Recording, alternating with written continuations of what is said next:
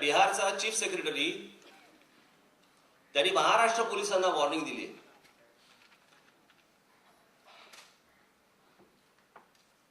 हा आजचा फक्त डीएनए आहे, बाकी कोणी दखल पण नाही घेतली।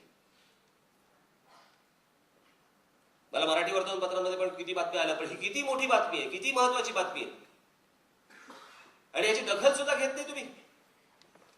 याच्यामध्ये दिलंय the Bihar police has sent a letter to the Mumbai crime branch saying they have to get in touch with them before picking up any person from their state.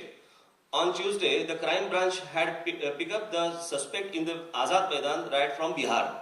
खाली दिलंय, in the letter, the Bihar police said, if the crime branch pick up people from their jurisdiction without their knowledge in future, they would face legal action. म्हणजे बिहार पोलिसांचे आज सगळा जो काही गुन्हे घडतायत महाराष्ट्रामध्ये घडतायत, प्रत्येक पोलीस अधिकाऱ्यांना जाऊन विचारा, त्यांना शोधायला जावं लागतं बिहारमध्ये, उत्तर प्रदेशमध्ये, झारखंडमध्ये। लहान मुलांच्या अपहरणांपासून ते खुनांपासून सगळे गोष्टी हे जात आहेत तिकडे जात आहेत। आणि हे आमचे पोलीस अधिकारी पोलीस कमिशनर काय सांगत होते, ईद जाऊ देत, मोहरम संपू देत, काय मोहरम नाही काय रमजान संपू देत,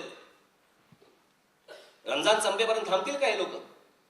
हे सगळे तोडफोड करून या सगळ्या गोष्टी करून परत त्या ट्रेन मधनं भरून तिकडे जातात, निघून जातात आणि त्याला परत शोधायला आपल्या महाराष्ट्रातल्या पोलिसांना तिकडे जावं लागतं। त्याच्यानंतर बिहारचे चीफ सेक्रेटरी सांगतात काय, तर ह्याच्या पुढे महाराष्ट्र पोलिसांना तिकडे यायचं असेल आमच्या परवानगीशिवाय येता येणार नाही आणि जर समजा तुम्ही आलात तर आम्ही तुमच्यावरती लिगल ऍक्शन घेऊ।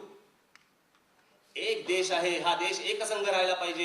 हे असले सगळे डोस मला देतात ना रे हे सगळे।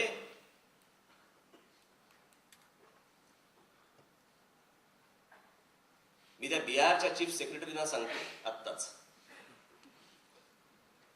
हे सगळं तुमच्या राज्यांमुळे हे वाढलेली सगळी गुन्हेगारी आहे आणि महाराष्ट्राचे पोलीस जर तिकडे जाऊन त्या गुन्हेगारांना पकडण्यात तुम्ही जर अडथळे आणलेत तर भविष्यामध्ये महाराष्ट्रामध्ये राहणारा प्रत्येक बिहारी हा घुसखोर आहे म्हणून आम्ही हाकलून देऊ आहे।